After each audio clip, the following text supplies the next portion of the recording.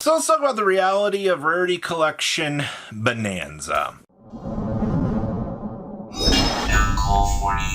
Blood Moon deck box is still up, and I think that this is one of my favorite pieces out here. This is featuring Fiendsmith Lacrima out here in a beautiful Blood Moon on the top of the box. All foil, by the way, on the front of this. It's going to look fantastic. I'll leave a link down below so you can grab yours today. Make sure you guys smash the crap out of that subscribe button so you guys don't miss out on more awesome content. Now, each and every day has been going by. We've been getting these reveals from Konami out here on the nostalgia slot, and to my understanding, the way that this set is working out here, it looks like the nostalgia cards are the real pull of this set, which, surprised about that? Anybody surprised about that?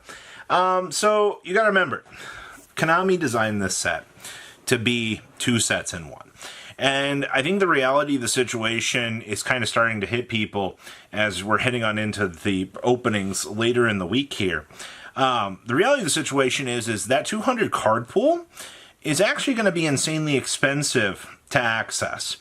And I started to realize this earlier today, actually. So depending on how many QCRs we get per box, if there is not a random variation between things, you've got to remember, every pack has a slot of one of 400. Now, the reason why I'm saying 400 here is you've got to factor in every card that's in that slot has a chance to be a secret rare as well. So it's now an odds of 1 to 400 for you to try to pull that.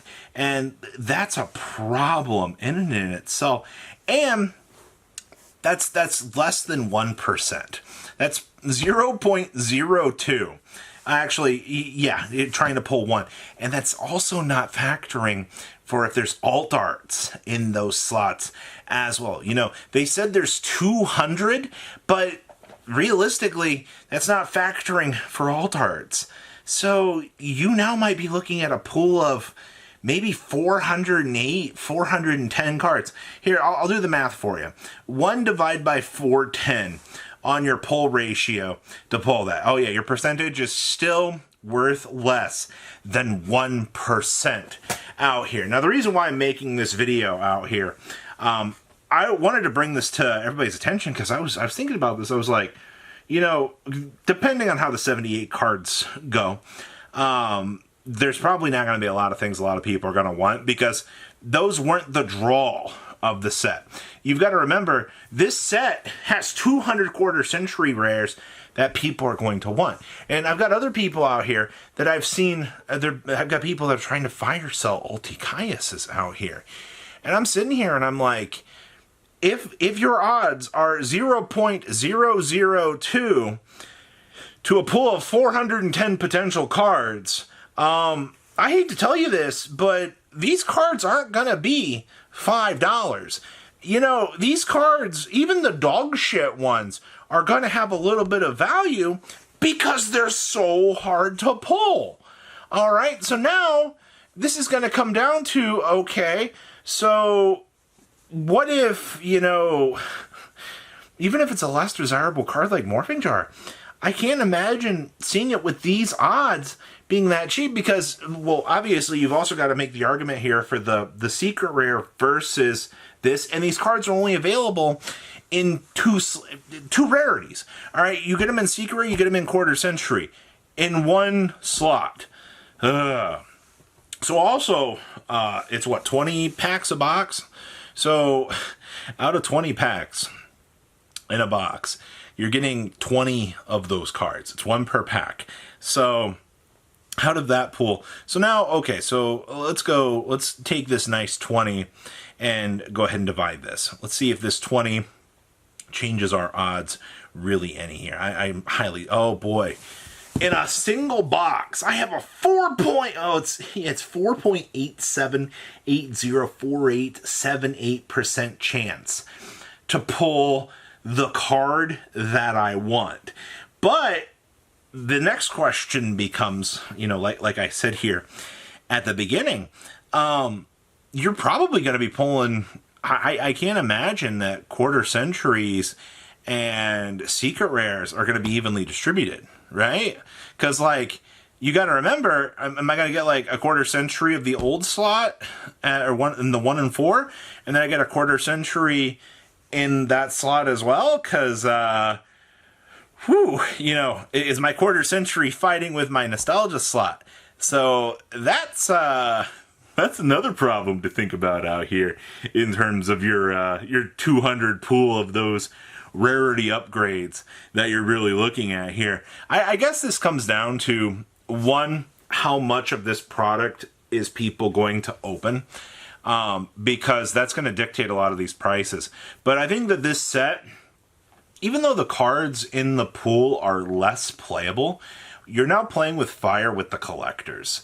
And this was something that we didn't really see with Rarity 2 as much, because Rarity 2 was like the dump of the competitive cards. Like, you had Droll, you had, the other Ghost Sisters like Ogre and things like that, the more competitive cards. But now you're tapping into that old player base. You're going, hey, knock knock, hey, Edison players, you guys want some bling? Hey, you guys haven't spent money on Yu-Gi-Oh! In forever. Time to whip out those wallets. Yeah, this 200 pool wasn't targeted for the current competitive player, and I think the reality of this is now sitting in. The more that I see these reveals out here, I mean, there's a little bit like Secret Village was good for Exodia. I'm still hoping Crush cards in here. I'm hoping that we can get a QCR Crush card. Like, Trap Dushoot would be good too, Delinquent Duo, Amaryllis, but then you've got to think about other cards that, the average Edison player plays, that they're going to look at this and they're going to go, okay, but I don't even know where to begin on cost analysis for this. And then that's the thing that is most interesting about this, because you're going to have some pre-sales. Once pre-sales go up, I wonder how they're going to price things as well, because you're going to have to know how to price things, but you're also going to have to factor in variance as well. And that's the other thing about this set that nobody's also thought of. And I've mentioned this a couple times, so I don't think it's also synced in yet either. Pull ratios, besides the 400 pool being like the main draw, the other problem here is short prints. We have no idea. We're probably not going to know any short print data whatsoever for this set. This set is an abnormality all the way around, because measuring a pool of one card per pack across however many cases, like 20, 30 cases, is going to be a nightmare to manage if anybody actually manages to do that. And then you've also got to think about the sub data out here of the supers, the secrets. I don't even give a crap about that, even though I guarantee you Konami's going to take a look at these other cards, and there's no way that they're not going to short print things on both sides of the equation. I cannot imagine a world out here where Konami's going to look at these QCRs in this pool and they're going to go, oh, yeah, we're gonna lopside some of these. And I think that's going to be a major problem as well. So one thing to think about out here is looking at very early prices. This is one of those times that I will say to take advantage, or at least consider pre-sale prices, because of how big this set's pool is. All right, like, you're probably going to see some insane day one buyouts with this set. Mark my words on this. I cannot imagine a lot of these cards hitting the market, or at least extremely 50, 60, 70, 80, 100 piles of these sitting around. I kind of doubt that. And we'll have to wait and see if I'm wrong about that. But this video is meant to go, hey, guys, you've got less than a 1% chance to pull the card in the quarter century rarity, fighting with a secret rare pool of things. You've got to think about now pre-sale prices for this. You've got to think about quantity of these cards. You've got to think about short print variants of what could possibly be in here. And that's a problem. It really is. But once openings hit and once, set drops, data becomes more available, if any at all, we're going to have to wait and see. I will do my best to report on everything I can, but Yikes. This set is bad news for the collectors.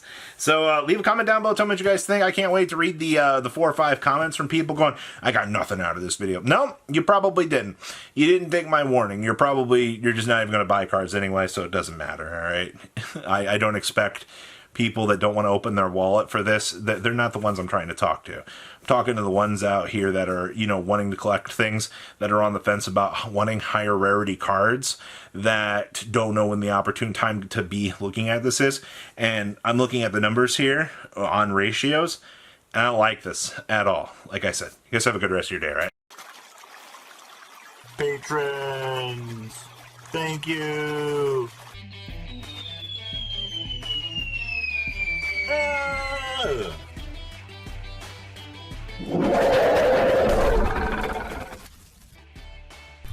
Thank you so much for watching. Check out these other videos.